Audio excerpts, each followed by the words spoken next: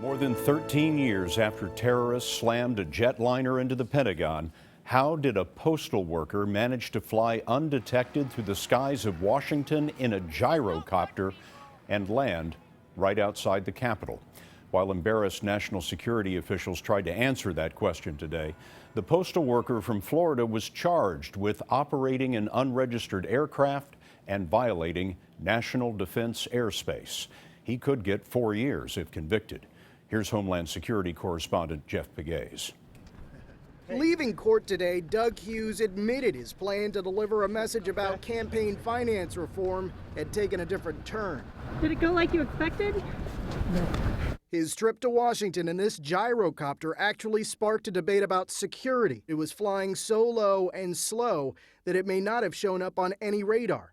Former Secret Service agent Dan Bongino says the incident exposed a major flaw in what was supposed to be a robust air defense system. I always say it's tough to fly a mosquito through there without someone knowing about it. Restricted flight zones encircle Washington, D.C. Ground-based laser lights provide a visual warning to planes that may be close to breaching the airspace. The military can scramble helicopters or jets if an unidentified aircraft does not change course. Tourists saw the gyrocopter coming. This is not good, people. But there was no official alert to Congress from Capitol Police. Representative Benny Thompson of Mississippi.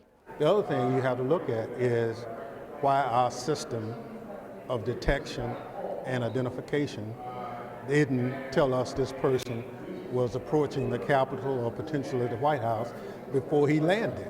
That in itself is something that should not be. Hughes had been planning and talking about the stunt for months with the Tampa Bay Times. I have carefully planned it so that nobody will get hurt. In a statement today, the Secret Service said a reporter from the Tampa Bay Times called the agency at approximately 1 p.m. to inquire if the agency was aware of a permit obtained to fly and land on the U.S. Capitol ground via gyrocopter. But the Secret Service says the reporter did not say Hughes was already in the air. The Tampa Bay Times says it told Capitol Police the gyrocopter was in the air. Scott, Secret Service, says that it was tipped off about Hughes's plan about 1.5 years ago. It says it conducted a thorough investigation at the time. And Hughes has now been grounded and has agreed to be confined to his home for the most part until his court date. Jeff Pegues, thanks very much, Jeff.